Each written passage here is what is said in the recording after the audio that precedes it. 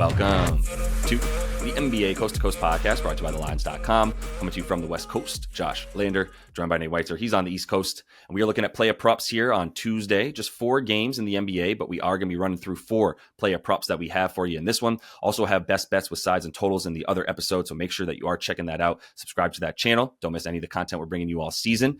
Nate, let's go ahead, jump right into your first player prop. Not a bad night here on Monday, right? But we're looking to get back into our winning ways. So a total of about 3 and 5 on the night, including the best bets. Had a couple plus money plays, but let's look to get back into that like 3 and 1 zone here tonight.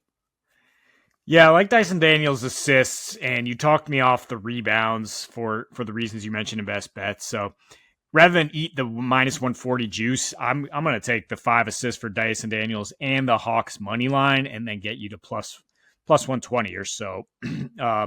I mean, a lot of room for growth last time he played Charlotte. 3 assists on 11 potential assists. So that screams outlier right there. He had 56 passes in that game. Trey had 57.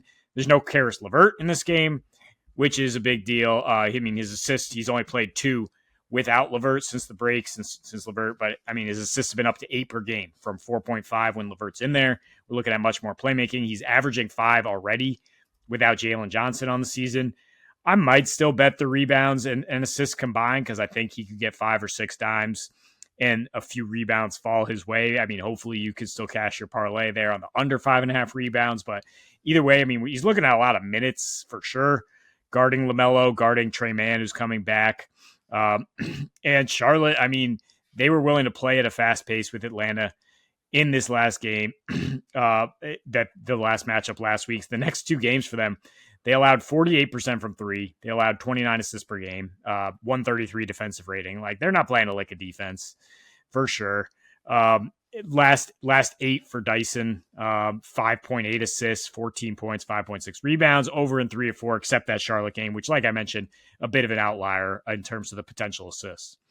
Yeah, I would agree, but I still think those potentials are high for him. Those are staying really high for him, and so like we said in best bets, I don't love the rebounds for him. I prefer the under, based on just the chances that he's gotten this season when he's playing the Hornets. At the same time, I could see a world where LaMelo plays 29 minutes and that's it, and then Dyson Daniels is guarding somebody else for however long he's out there. So if you want to add the boards to the assists, like I said, not with it, but I think the assists either way, pretty good look here. And I think the Atlanta money line is probably a good add here, as they are the 7 seed, looking to stay in that nice play-in spot and only need 1 win in the play-in as well with a home game. So let's stay in that game and go under for the Aussie, Josh Green.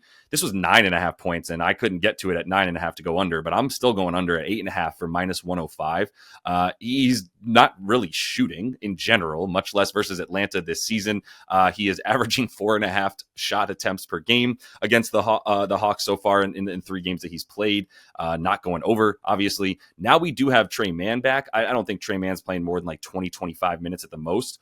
That's coming out of Josh Green's pocket, though. Like, there's no reason to keep playing Josh Green 35 minutes. We've seen his minutes even dwindle a bit and stay in the low 30s. And the Hornets are playing everybody except for Miles Bridges in the low 30s. Miles Bridges ain't there, so I'm not sure if those minutes are going to go. I don't think they're going to go to a guy like Josh Green, though. Like I said, Trey Mann is back, which is probably a really good reason that you felt comfortable sitting Miles Bridges, so you could give all that usage to Trey Mann, not give it to Josh Green, who's, once again, only averaging 6 shots per game anyway. So let's say you like give him an actually, like, not even conservative projection. You give him anywhere from 5 to 9 attempts from the field this season, which is, he's averaging 7.8 points per game in 30 games where he's taken between 5 and 9 shots. I don't know how you get him to more than 9 shots in a game where he's just standing in the corner, and his whole job in this game is going to be to guard Trey Young. Another reason I would like a similar look for him under on the boards. You could add the boards to the points for Josh Green, and I wouldn't be upset about that because he's guarding Trey Young, which is the same thing we're talking about Dyson Daniels. If you're guarding the guy on the other team who's standing out 32 feet from the basket and is just either passing or shooting from out there, then you're probably not in a good spot to get a rebound, right? And so that's why I also like maybe the under for Josh Green, who's going to be chasing Trey around all over the place. But either way, man, like, this dude's been at 5.5 points very consistently, and now all of a sudden, because Miles Bridges is out, or putting him up at 8.5 points, preposterous to me. So I'm going to go under on that. Yeah, maybe even taking the whole bundle, because Atlanta's done a pretty good job limiting rebounds, limiting assists, and yeah, he's going to be concentrating on the defensive end. Is Josh Green, like you said, not going to be a high usage guy just because he has a few more minutes here, or because Bridges is out. I mean, I don't like what I'm going to see from this Hornets offense in my estimation. I think we can get an under here in general and some under on some props. Yeah. Let me again take the assist. James Harden 10 plus assists is plus 145 because his core prop is 8.5 assists. But let's add one more on here. I mean, as you pointed out to me, he averages 13 dimes per 36 when he has the other three main guys in there. Kawhi, Norman Powell, who knocked off the rust and is probably good for his 15.5 points here against the Cavs, and Zoo, who, definitely all three of those guys draw better matchups if Evan Mobley does not go with the foot injury. He's a legit game time decision here. Harden's been scoring in droves, but the Cavs, especially with Mobley, they force primary ball handlers to kick it out, right? I mean, they have a very low scoring frequency allowed for the PNR ball handler. But they do give up the kind of shots that Harden's going to dime to. They give up mid-range shots. They give up corner threes. They limit above the break threes, which Harden would want to hoist. But I think it'd be finding Kawhi, finding Norm, and Zoo down low, who's, thrive no matter the matchup, basically.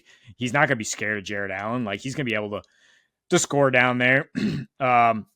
Harden, much better home road splits normally in the scoring. And I did highlight last week how he scores more. How scores more. Wait, what is it? Yeah, he dimes up a lot more when Kawhi's in the lineup. Right. And so we have Kawhi now. So we're not fading the assists. We're not fighting the points either. Like, if you want to take 31.5 points assists, I think he's probably good for that. I mean, it's a Cavs game. It should be high scoring. So, let's fire up the double and 10 assist props for Harden. Come on, man. I mean, this dude has burned me. So, like, this is it. This is the moment that you stop burning us on the assists. A couple bad games with the dimes in a row, and he was trying to shoot. Norm not fully back. I think, like you're saying, Norm being back does help. This should hit. Like we're saying, like, the numbers tell us that he is just a dime machine, and he's not scoring or even taking the same amount of attempts when he has all these guys, which makes perfect sense. Like, you've got a really good core four here. I love Derrick Jones Jr. as the other guy, and I hope he's out there and not Chris Dunn.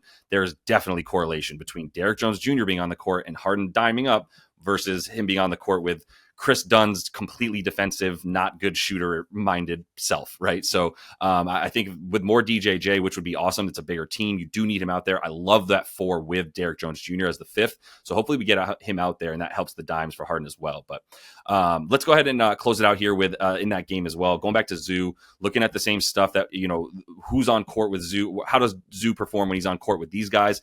It's rebounds. He's just go get the boards. And they do lead to points. I'm not like scared of the points. I like that we're getting a little bit of a good number at about 15.5 points for Zoo, but I just love the over 11.5 boards. That's the biggest edge that I have because he's at 15 rebounds, more than 15 rebounds per 36 when he plays with Kawhi, Norm, and James Harden. When he's played with them in games, the games that he has actually played with them as well, also really good numbers there, 14.7 rebounds per game in the 16 games that he's played with those three other guys, over in 10 of the 16.